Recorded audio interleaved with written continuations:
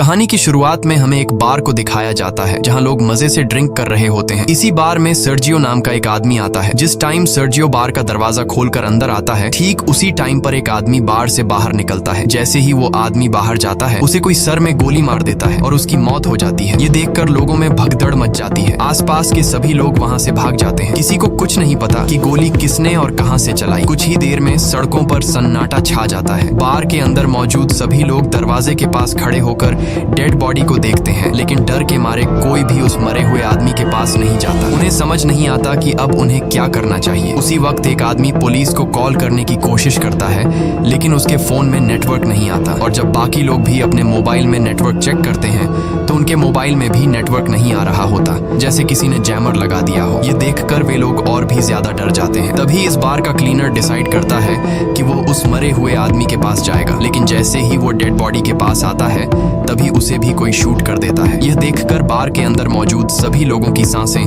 गले में अटक जाती हैं और डर के मारे जमीन पर लेट जाते हैं ताकि स्नाइपर उन्हें शूट न कर सके। सभी को एक बात समझ आ जाती है कि बार से बाहर जाने का मतलब अपनी मौत को बुलाना है। वे लोग टीवी ऑन करते हैं ताकि उन्हें पता चल सके कि आखिर यहाँ क्या चल रहा है, लेकिन इस हादसे के बारे में टीवी पर कोई खबर नहीं चल रही होती। वो लोग परेशान हो जाते हैं कि मैड्रिड जैसे बड़े शहर के बीचों बीच 2 लोगों को सड़क पर गोली मार दी गई, लेकिन इसके बारे में टीवी पर कुछ भी नहीं दिखाया जा रहा। जैसे ही उनकी नजर बाहर जाती है तो वहाँ से दोनों लाशें गायब हो चुकी होती हैं और साथ ही उनका खून भी वहाँ से साफ कर दिया गया होता है। सभी को कुछ समझ नहीं आता कि यहाँ क्या हो रहा है। तभी सीटूर कहता है कि मुझे लगता है कि किसी ने हम सबको किडनैप कर लिया है और वो चाहता है कि हम में से कोई भी यहाँ से बाहर ना निकले। तब सर्जियो कहता है कि हो सकता है हम में से कोई एक आतंकवादी हो जिसके पास कोई बॉम्ब हो और सरकार उसे पकड़कर मारना चाहती हो ताकि वो यहाँ से बाहर जाकर पब्लिक प्लेस में ब्लास्ट न कर सके। ये सुनकर एक आदमी जिसका नाम नाचो है, वो चुपके से अपने पैर से एक ब्लैक कलर के बैग को छुपा देता है। ऐसा करते हुए सर्जियो उसे देख लेता है। अब सर्जियो को यकीन हो जाता है कि नाचो एक आतंकवादी है, जरूर उसके बैग में कोई बॉम्ब होगा। वह सबको नाचो को पकड़ने के लिए बोलता है। नाचो को पकड़ने के बाद जब ये लोग उसके बैग को छीन लेते हैं तब नाचो कहता है कि बैग को मत खोलो, इसमें कुछ भी नहीं है। लेकिन ये लोग उसकी बात नहीं मानते और जब बैग को खोला जाता है तो उसमें से कुछ कपड़े और एक हार्ड डिस्क निकलती है। एलिना नाचो से पूछती है कि इस हार्ड डिस्क में क्या है। नाचो कहता है कि इसमें ऐसी कोई भी चीज नहीं है जिससे किसी को भी नुकसान हो। वो कहता है कि मैं एक एड कंपनी में काम करता हूँ और इस हार्ड डिस्क में मेरे काम की फाइल्स हैं। लेकिन एलिना उसकी कोई बात न मानते हुए उसकी हार्ड डिस्क तोड़ देती है, पर हार्ड डिस्क के अंदर कुछ नहीं होता। नाचो गुस्सा हो जाता है कि तुम सब मुझ पे शक क्यों कर रहे हो। सामने एक दूसरा ब्रीफकेस भी पड़ा हुआ है, शायद उसमें कोई बॉम्ब हो। वो सबसे पूछता है कि यह ब्रीफकेस किसका है। तब सर्जियो कहता है कि यह ब्रीफकेस मेरा है और अगर मेरे ब्रीफकेस को किसी ने छूने की कोशिश की तो मैं उसे मार दूंगा। लेकिन यहाँ अंड्रे नाम का एक आदमी अपनी बंदूक निकालता है और सर्जियो पर तान देता है। बंदूक के नोक के सामने सर्जियो अब कुछ भी नहीं कर सकता था, इसलिए बार की मालकिन अम्पारो ब्रीफकेस को उठा लेती है। लेकिन अम्पारो ब्रीफकेस खोलने से डर रही थी। तभी एक भिखारी जिसका नाम इजराइल है, वह ब्रीफकेस को खोल देता है और ब्रीफकेस के अंदर से सारा लेडीज का सामान बाहर निकलता है। सर्जियो कहता है कि मुझे यह सब बेचना पड़ता है और लोगों को मेरे इस काम के बारे में बताने में मुझे शर्म आती है। इससे पहले कि कोई कुछ समझ पाता, उसी वक्त उन्हें बाथरूम से एक अजीब सी आवाज आती है। जब ये लोग वॉशरूम का दरवाजा खोलने की कोशिश करते हैं तो दरवाजा अंदर से लॉक होता है। ये लोग किसी तरह दरवाजा खोलकर बाथरूम में जाते हैं और देखते हैं कि वहाँ पर एक मोटा आदमी पड़ा हुआ है जो कि बेहोश है। दरअसल कहानी की शुरुआत में ये आदमी खांसते खांसते इस वॉशरूम में आया था और तब से वो यहीं पर बेहोश पड़ा है। इस आदमी के पास एक इंजेक्शन भी पड़ा होता है। ये लोग इससे एक नशेड़ी समझकर वहीं पर छोड़ देते हैं। तभी इन लोगों को बाहर से गाड़ियों की आवाज आती है। जैसे ही ये लोग बाहर के गेट के पास जाते हैं तो ये देखते हैं कि बाहर बहुत सारे आर्मी ऑफिसर्स आए हैं जिनके चेहरों पर मास्क लगा हुआ है। आर्मी सोल्जर्स को देखकर ये लोग बहुत खुश हो जाते हैं और मदद के लिए पुकारने लगते हैं। ये सोल्जर्स वहाँ पर बहुत सारे टायर्स का ढेर बनाते हैं और उन टायर्स को जलाकर वहाँ से चले जाते हैं। हालांकि सभी को लग रहा था कि ये हमारी मदद करने आए हैं, लेकिन वो इनकी मदद नहीं करते और वहाँ से चले जाते हैं। कुछ देर बाद टीवी पर न्यूज दिखाई जाती है कि सिटी के एक बहुत बड़े हिस्से में आग लग गई है, इसीलिए उस जगह को सील कर दिया गया है और उस जगह पर अब कोई भी नहीं जा सकता। बार में फंसे लोगों को कुछ समझ नहीं आता कि सरकार झूठ क्यों बोल रही है। ये आग सरकार ने खुद लगाई है। उन्होंने हमें देख भी लिया, फिर भी हमें नहीं ले जा रहे। तभी वो आदमी जो बाथरूम के अंदर बेहोश था, वो अचानक सबके सामने आ जाता है। उसकी पूरी बॉडी बुरी तरह से फूल गई होती है, साथ ही उसकी आंखें भी सफेद लाइट की तरह चमक रही होती हैं। वो आदमी कहता है कि मेरे पास मत आना और मुझे छूने की कोशिश बिल्कुल भी मत करना। ये कहकर वो आदमी गिर कर मर जाता है और उसके हाथ से मोबाइल भी छूट कर गिर जाता है। तभी इजराइल मुस्कुराते हुए इस मरे हुए आदमी की आंखों पर कॉइन्स रख देता है और कहता है कि हम सब मरने वाले हैं। दूसरी तरफ ये लोग उस मरे हुए आदमी का मोबाइल फोन उठा लेते हैं और देखते हैं कि ये आदमी तो एक आर्मी ऑफिसर था। इस आर्मी ऑफिसर के फोन में कुछ फोटोज होती हैं जिनमें लोगों ने वायरस से बचने वाले सूट पहने होते हैं। ये देखकर नाचो समझ जाता है कि ये जो आदमी मरा है ये इन्फेक्टेड था और इन्फेक्शन से इसकी जान चली गई है और हो सकता है कि शायद अब यहाँ और भी लोग इन्फेक्टेड हो गए हों और सरकार हमें इसलिए यहाँ से बाहर जाने नहीं दे रही ताकि हमारी वजह से बाहर की दुनिया में इन्फेक्शन न फैल सके। इसलिए गवर्नमेंट ने इस जगह को सील कर दिया है और सरकार हमें किसी भी कीमत पर यहाँ से बाहर जाने नहीं देगी। उनकी नजर अभी भी हम पर है और अगर कोई भी यहाँ से बाहर जाएगा तो वो लोग उसे मार गिराएंगे, इसलिए हमें अंदर से ही मदद बुलानी पड़ेगी। तब नाचो इस आदमी के मोबाइल फोन से सिग्नल लाने की कोशिश करता है और वो एक टेबल पर चढ़कर सिग्नल लाने के लिए फोन को ऊपर करता है तो उसके मोबाइल में नेटवर्क आ जाता है। वो ये बात सबको बताता है कि मोबाइल में नेटवर्क आ चुका है। नाचो अपने एक दोस्त को कॉल करता है। नाचो का दोस्त नाचो से कहता है कि तुम जल्दी से किसी भी मीडिया वाले को कॉल करके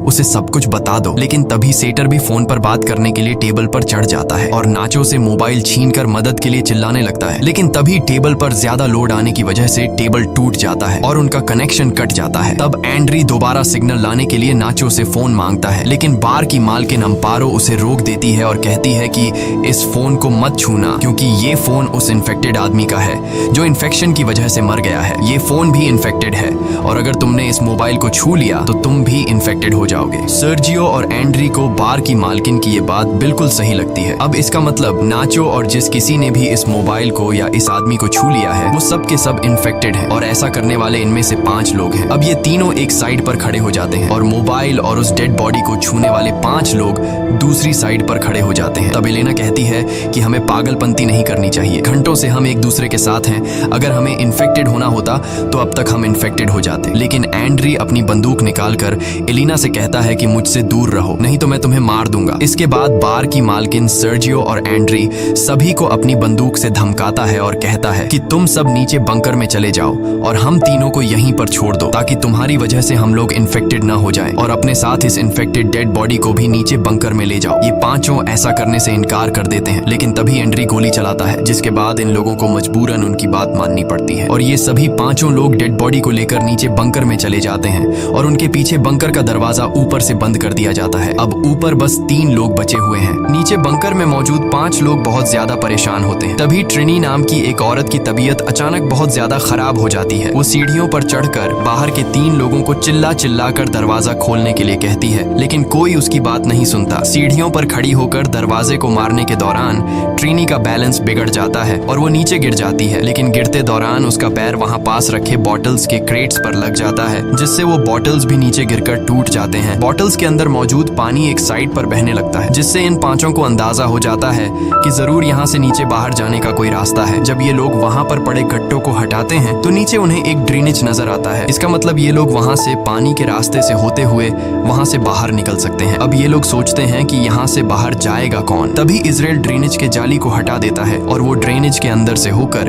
यहाँ से बाहर निकलने का फैसला करता है, लेकिन इस ड्रेनेज का रास्ता बहुत तंग था, इसलिए इजराइल अपनी पूरी बॉडी पर ऑयल लगाता है और इस ड्रेनेज से नीचे जाने की कोशिश करता है, लेकिन ड्रेनेज का छेद बहुत ही छोटा था जिससे वो नीचे नहीं जा पा रहा था और इजराइल छेद में फंस जाता है। तभी अचानक इन लोगों को गोलियों के चलने की आवाज आती है और उन्हें ऊपर मौजूद 3 लोगों की चिल्लाने की आवाजें आती हैं। आवाजें सुनकर ये लोग बहुत ज्यादा घबरा जाते हैं। फिर उन्हें ऊपर बार में धुआं दिखाई देता है जिसे देखकर ये लोग समझ जाते हैं कि ऊपर जो 3 लोग थे उन्हें किसी ने मारकर पूरे बार को आग लगा दी है। तब ट्रिनी ऊपर लोगों की स्थिति देखने के लिए ऊपर जाकर बंकर के दरवाजे को खोलने की कोशिश करती है, लेकिन बंकर का दरवाजा बहुत ज्यादा गर्म होता है, इसलिए ट्रिनी के छूते ही उसके हाथ जल जाते हैं और वो चिल्ला पड़ती है, जिसके बाद ये लोग ट्रिनी के हाथों पर पट्टी कर देते हैं जिससे ट्रिनी को थोड़ा सुकून मिल जाता है। वहीं दूसरी तरफ इजराइल अभी भी बुरी तरह से ड्रेनेज में फंसा हुआ होता है। अब वो लोग सब एक साथ मिलकर इजराइल को ड्रेनेज से बाहर निकालते हैं। इसके बाद ये लोग नीचे बैठकर चुपचाप इंतजार करते हैं जब तक ऊपर का मामला शांत न हो जाए। कुछ घंटों बाद आग पूरी तरह से बुझ जाती है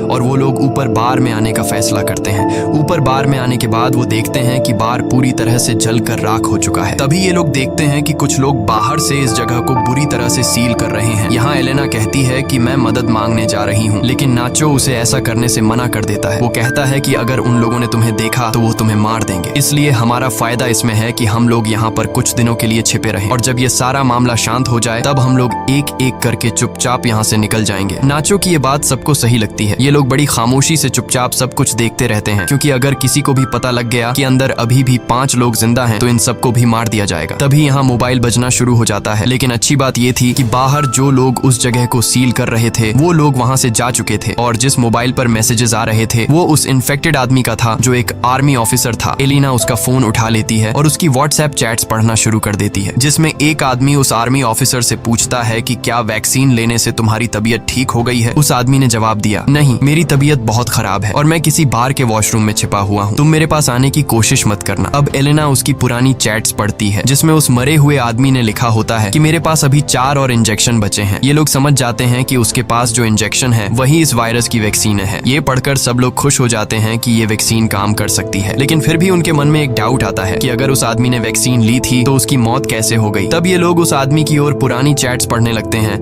और उन्हें पता लगता है कि वो आदमी कई दिन पहले से बीमार था, इसलिए वैक्सीन इंजेक्शन ने उस पर असर नहीं दिखाया और वो मारा गया। इसके बाद अचानक उस फोन पर किसी का कॉल आता है, पर उससे पहले कि नाचो उसे उठा पाता, मोबाइल की बैटरी डेड हो जाती है। अब ये लोग किसी न किसी तरह से मोबाइल को चार्ज करने की कोशिश करते हैं। नाचो को वहाँ गन मिल जाती है जिसे वो चुपचाप उठा लेता है। वहीं एलेना कहती है कि उस आदमी ने चैट्स में ये लिखा था कि मेरे पास 4 और बची है, तो क्यों ना हम उन 4 वैक्सीन को ढूंढें। जिसके बाद ये लोग वापस नीचे बंकर में आते हैं और उस डेड बॉडी की चेकिंग करने लग जाते हैं, लेकिन उन्हें वहाँ पर कोई वैक्सीन नहीं मिलती। तभी उन्हें याद आता है कि ये आदमी सबसे पहले वॉशरूम गया था। जब ये लोग वॉशरूम पहुंचते हैं तो वहाँ पहले से इजराइल वैक्सीन को हाथ में लेकर बैठा था। नाचो और बाकी सब इजराइल को बहकाने की कोशिश करते हैं और कहते हैं कि वैक्सीन हमें दे दो, पर इजराइल कहता है कि तुम लोग 5 हो और वैक्सीन 4। अगर मैंने तुम लोगों को वैक्सीन दे दी तो तुम लोग मुझे मेरे हिस्से का एक वैक्सीन नहीं दोगे, क्योंकि मैं एक भिखारी हूँ और तुम लोगों को मेरी जिंदगी की कोई अहमियत नहीं है। इसलिए इजराइल सबसे पहले एक इंजेक्शन निकालकर अपने आप को इंजेक्ट करने लगता है। तभी नाचो उस पर अपनी बंदूक तान देता है, लेकिन इजराइल फिर भी वैक्सीन अपने शरीर में इंजेक्ट कर लेता है, जिसके बाद नाचो और इजराइल के बीच हाथापाई शुरू हो जाती है। इजराइल नाचो पर हावी हो जाता है और उसकी गन को छीन लेता है। इसी हाथापाई के दौरान वैक्सीन इजराइल के हाथ से छूटकर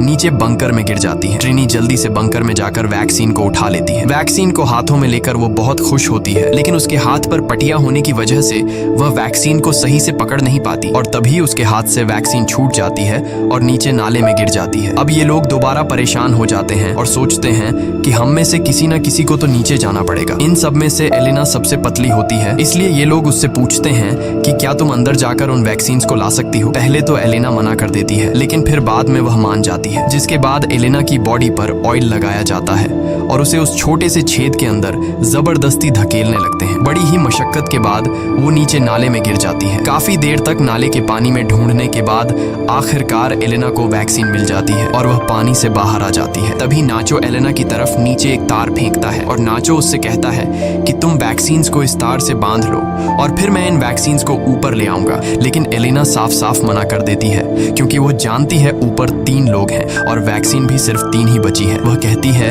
कि अगर मैंने तुम लोगों को वैक्सीन दे दी तो तुम लोग वैक्सीन का इस्तेमाल कर लोगे और मुझे बिना वैक्सीन के यहीं पर छोड़ दोगे। एलेना सबसे कहती है कि अगर तुम्हें वैक्सीन चाहिए तो तुम लोगों को नीचे आना पड़ेगा। मैं अभी इस वैक्सीन का इस्तेमाल नहीं करूंगी और अपने पास संभाल कर रखूंगी। जब तुम सब नीचे आ जाओगे तब हम बैठकर फैसला करेंगे। अब ऊपर मौजूद लोगों के पास और कोई दूसरा रास्ता तो था नहीं, इसलिए ये लोग उस छेद का रास्ता बड़ा करने के लिए उसे तोड़ने लग जाते हैं। जब ये लोग छेद को तोड़ने में लगे होते हैं तब एलिना बाहर का रास्ता ढूंढना शुरू कर देती है। थोड़ी दूर जाने के बाद उसे एक जगह पर रोशनी दिखाई देती है। सबसे पहले वह इंजेक्शंस को वहां पर बने एक गड्ढे में छुपा देती है। उसके बाद वह सीढ़ियों से ऊपर जाकर देखती है कि बाहर बहुत सारी पुलिस फोर्स है जिन्होंने पूरे एरिया को कवर कर रखा है और वो लोग बार में मरे उनके 3 साथियों को जला रहे हैं। तब हम देखते हैं कि बाकी के 4 लोग जो ऊपर बंकर में थे उन्होंने छेद का रास्ता बड़ा कर दिया है और वे भी अब किसी न किसी तरह से नीचे आ जाते हैं। नीचे आते ही इजराइल और नाचो के बीच एक बार फिर फाइट शुरू हो जाती है। नाचो इस बार इजराइल से गन छीनना चाहता था और इस बार नाचो उससे बंदूक छीन लेता है। तभी पानी के अंदर से गोली चलने की आवाज आती है और नाचो ऊपर आ जाता है। जब ये लोग देखते हैं कि नाचो तो ऊपर आ गया है पर इजराइल अभी तक बाहर नहीं आया तो वो समझ जाते हैं कि इजराइल मर चुका है और ये लोग आपस में एक दूसरे को कहने लगते हैं कि नाचो ने इजराइल को मार डाला।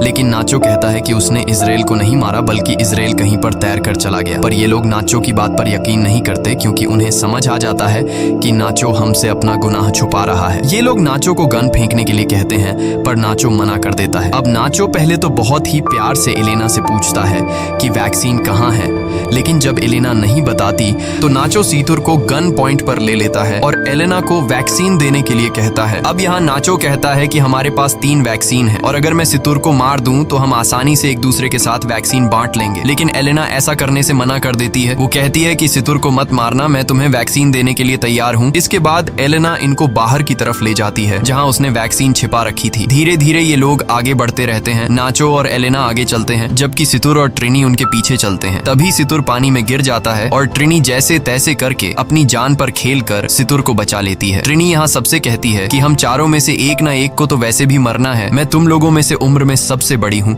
और मैं अपनी जिंदगी जी चुकी हूँ, इसलिए वो नाचो से कहती है कि तुम मुझे गोली मार दो ताकि तुम सब आसानी से एक दूसरे के साथ वैक्सीन बांट सको और तुम्हारी जान बच जाए। काफी देर तक सोचने के बाद नाचो ट्रिनी पर बंदूक तान देता है, लेकिन वो गोली नहीं चला पाता, जिसके बाद ट्रिनी नाचो से गन लेकर यहाँ से थोड़ी दूर जाकर अपने आप को गोली मार लेती है। अब सिर्फ 3 लोग बचे थे और उनके पास इंजेक्शन भी 3 ही थे, इसलिए सब एक एक इंजेक्शन ले लेते हैं। इसी बीच उन लोगों को उस जगह से आवाजें आने लगती हैं जहां पर ट्रिनी ने खुद को मार डाला था। ये लोग जब उस जगह पर जाते हैं तो देखते हैं कि ट्रिनी की आंखों पर किसी ने कॉइन्स रखे हैं और ये देखकर ये लोग समझ जाते हैं कि ये काम किसी और का नहीं बल्कि इजराइल का है, क्योंकि इजराइल ऐसा करता है। और तभी पीछे से इजराइल सीतुर पर हमला करके उसे जान से मार देता है। इजराइल बहुत ज्यादा गुस्से में था और वह नाचो और एलेना की जान के पीछे पड़ जाता है। तभी नाचो और एलेना को सामने सीढ़ियां दिखाई देती हैं। ये दोनों तेजी से सीढ़ियों की तरफ भागते हैं और इजराइल से खुद को बचाने के लिए सीढ़ियों पर चढ़ने लगते हैं, पर तभी एलेना के पास जो इंजेक्शन होता है